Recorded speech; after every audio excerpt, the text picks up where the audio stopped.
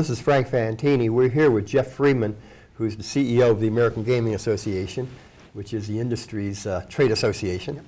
And it's hard to believe, Geoff, it's been almost 2 years that you've been in this job. And it's been a tremendous change. You've just given the AGA a very, very high profile. And maybe we can start by just letting you tell us a little bit about where the AGA is today and your strategy for serving the gaming industry. Well, it's been, Frank, an honor to succeed Frank Fahrenkopf, who I think built a very solid foundation for the American Gaming Association. It was with Frank's leadership and the way the industry operated that we were able to see the expansion beyond Nevada and New Jersey. You've now got gaming in 40 states, commercial gaming in 23. That puts us in a new era of the industry, and it's an opportune time for AGA to take a bit of a different approach as well. What we're very much focused on now is growing up a bit and behaving like a mainstream industry. A mainstream industry that has opportunities, it has risks, but it has to be engaged, it has to be unified, it has to be transparent. And those are all words and actions that we're focused on at the AGA. I think the single most important thing to me is to build an organization that adequately, effectively represents the totality of the gaming industry.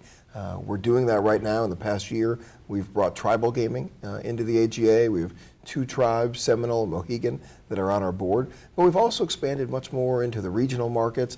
Thrilled to have companies like Rush Street and Cordish working with us, the sports books working with us. That has been probably the single most effective thing that we've done, really expand and engage the totality of the industry.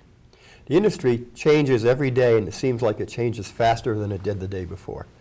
We've got to convert. We've had the big mega mergers and probably more mergers to come. We've had maybe not the same sectors, but within the gaming industry. We've got convergence of technologies. We've got globalization. How does all of this affect the role of the AGA? Well, I think what's important to realize is everything you're saying is very true. The industry is moving at light speed. The challenges it's confronting continue to evolve day in and day out. Yet much of the policy-making environment that we deal with as an industry is still stuck in the 1980s. That's, I think, the biggest challenge we face as an industry. We live in a highly competitive environment. We have to innovate. We have to find ways to reinvest. We have to have more efficient regulatory policy. We need to get some of these tax rates down to a reasonable level that will enable companies to make the type of investments that attract new customers. But we can't do that with 80s policy that thinks that this is a monopoly that prints money and causes social harm. If that's the attitude policymakers take to gaming, you're going to effectively drive it into the ground because you're not going to allow the industry to be as nimble as it needs to be to serve our customer. So I think that's the area where AGA is most focused. How do we tell the story of this industry, make this industry be seen as the mainstream industry it is, in order to affect policy, in order to create an environment where we can be more nimble, we can provide our customers with what it is they're looking for. I see that as the biggest issue we're going to confront now and for the next few years to come. Trying to convince legislators to reduce taxes on any industry is difficult, especially one that doesn't have as favorable a public perception as gaming. And I know you've done a lot with the Get to Know Gaming campaign with the AGA. We've seen in the state of Delaware, for example, Yep. where you have a very high tax rate. And now they are battered by competitors in that small state. So that financially, it's all 3 of the casinos in the state are in a very difficult situation. And yet legislators there can't bring themselves to give significant financial relief. How is that going to be achieved? Yeah, and there's a reason that we don't usually have politicians running businesses because they don't necessarily know or embrace the flexibility you need to be effective. Yet within the gaming industry, we have politicians that are neck deep into how we run our businesses. Delaware, as you said, is a great example of this. On the one hand, I give Delaware kudos for recognizing we are in this market that some would say saturated, others would simply say a highly competitive environment with New Jersey, with New York coming online in a greater fashion, Pennsylvania, elsewhere in the mid-Atlantic. Delaware has to change, it has to evolve. So kudos to them for looking at addressing their tax policy, finding ways for those Delaware properties to have more dollars available to reinvest and to be competitive. But the biggest challenge, or the thing that's most frustrating to me up in Delaware, is to then hear this called a bailout, Right. which is what we've heard it called in the press. I see this as anything other than a bailout and something closer to more sensible fiscal and public policy.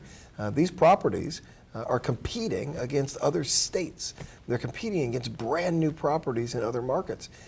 If you want to see them die by 1,000 cuts, then stay on the path you're on. If you want to see them attract a customer, convince someone to leave their market and come to Delaware, then you've got to be a partner. You've got to embrace reinvestment. You've got to embrace innovation. Down the road, up the road, I guess, in New Jersey, they've done some very good things, some very interesting things. Now, they've been driven there perhaps by some of the wrong reasons, out of desperation. But the New Jersey First policy, for example, where they encourage suppliers to bring products to them first, and they will put it on the market in 2 weeks if they do prioritize New Jersey over other markets. That's the type of competitive, creative thinking that we need to see across the industry. I think New Jersey, Nevada, they're both models for that right now. One of the things that part of this very rapid changing industry, and it's part of the internet. What the internet does, it empowers people to do things for themselves that previously they had to go through gatekeepers or some controlling, institution. And we see this in gaming. We saw where Betfair invented exchange wagering, so you didn't have to go to a bookmaker anymore to get odds. You can now bet against each other and so on. And the most recent example of this has been fantasy sports being converted from something that these geeky sports addicts did to what is near gambling, as it's done on a daily basis. And it continues to change even more rapidly. We've seen, for example, just this week where FanDuel confirmed that it purchased an esports gaming company, which is sort of like the exchange wagering of sports betting, which was a pioneer in this business. Well, the pioneer just came into existence in February. So this is changing enormously fast, and it's an unregulated environment. And we know that the AGA has a great deal of concern about this sort of unregulated activity. And you actually have a task force looking at many of these issues. Can you tell us a little bit about that? Well, a couple of things on that. First of all, esports and daily fantasy sports, both very interesting products.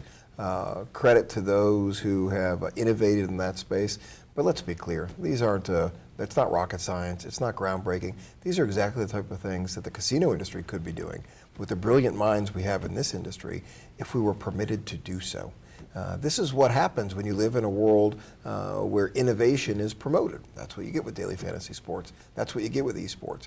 What you get here, where policymakers continue to think that the slot machine of yesteryear is what casino gaming is, then you get limitations put on your thinking. You get limitations put on who you can be as an industry. So I think that those two products you mentioned are great examples of what the casino gaming industry could be with a true partnership of policymakers to really go down that road. I just left a meeting earlier today with several attorneys general, representatives of the daily fantasy industry, as well as representatives of the casino industry, where we're all trying to get our arms around this issue of daily fantasy sports. On the one hand, the question is it gambling? Well, if it walks like a duck and quacks like a duck, it's probably a duck. But that also raises a whole other set of questions. Should it be heavily regulated? Should we make it illegal? Should we do this? Should we do that? That in no way is what I think the casino gaming industry's intent is. Our intent at this point in time is simply to clarify. To clarify what it is, because it's operating in a gray area right now, it needs to be black or white. Because one thing is clear. If companies can offer this product, then casino gaming companies should be allowed to offer this product as well. And we want to make sure that that's possible. So we're having a very productive conversation with the daily fantasy sports industry, with attorneys general, with others who affect this debate. And I'm optimistic that we'll be able to work together. Because there's one thing we have to face here. The daily fantasy sports industry has 50 million customers. I'd much rather work together than make those customers our enemy in this space. Let's find what we have in common. Let's figure out a way for the casino gaming industry to get in this space. It also touches into what we see as a bigger issue. Daily fantasy sports is great, but let's be clear, at this point in time, no one's making money. There are a lot of people making money, on the other hand, when it comes to real sports betting. And this is a policy that needs a second look in Washington. We have failed public policy adopted in 1992 that largely banned sports betting outside the state of Nevada. Well, last year we had about $380 million bet on the Super Bowl legally here in Nevada. We had $3.8 billion, we estimate, spent illegally. Sports betting is an area that is out of control when you consider that it's illegal according to federal law. We're taking a close look at that. We will announce later this year what we believe the best approach to be, but I can assure you now our message is that current law is failing. One of the buzzwords of the show this year is skill-based gaming. Yep. What's your take on that? Well, I think that first and foremost, innovation is really the buzzword. We have to find new ways of finding a compelling product for the next generation of customers. We need to be aware, as I know our members are, there's no silver bullet. There's no one type of game that's going to address all of our issues and seize every opportunity for us.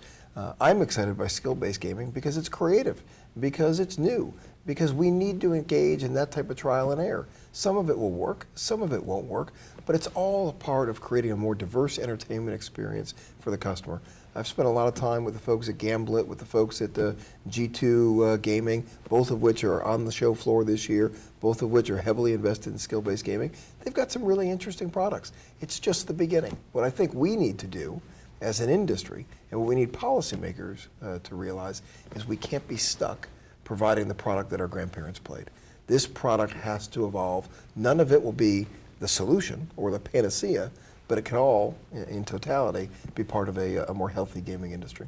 If you looked out 3 or 5 years from now, what will the gaming industry look like? Well, I think that 3 to 5 years from now, what we're going to see, and I think the Northeast, the Midwest is a good example of this, I think we're going to see much more progressive public policy addressing the gaming industry, because these states are going to have no choice. They're going to realize that with gaming omnipresent at this point, with changes in consumer interests, that they need to become effective partners with the industry. It's no longer, we regulate you, you're the problem child. It's, we're partners. We're going to regulate to ensure integrity, and we're going to be your partner in ensuring success. There are good examples of this. You know, down in Louisiana, we have a regulator who views his job as to both ensure integrity and to help the industry succeed. I think regulators like that, policymakers like we've seen in some of these states, those are going to be much more common around the country. Okay. Any other issues we should touch upon, Geoff? Yeah, I think the last issue I would mention, and it's going to be a big focus for the AGA, is we continue to confront challenges in Washington, whether it's the Internal Revenue Service proposing that we change tax withholding for our customers, whether it's the anti-money laundering issues that we address with FinCEN and suggestions that the gaming industry needs to know every aspect of our customers' lives. The big thing that I think we're going to need in the years ahead, it's not going to be enough to have AGA simply confronting these problems on our own. We're going to need the totality of the industry engaged. That doesn't just mean the companies. That means the employees in this industry. The employees in the industry I think are going to need to embrace, and we hope they will embrace, that they have a grassroots role here. They have a role to get out there and share the story of who this industry is, why we're proud of it, and what good public policy is. I think this is going to be a new opportunity to really engage the 1.7 million people whose jobs depend on casino gaming, to engage in the political process like never before. Other industries have done this for a long time. It's going to be new for casino gaming, but it's going to be critical to our success. Very interesting. Geoff, thanks very much. Appreciate it. Thank you.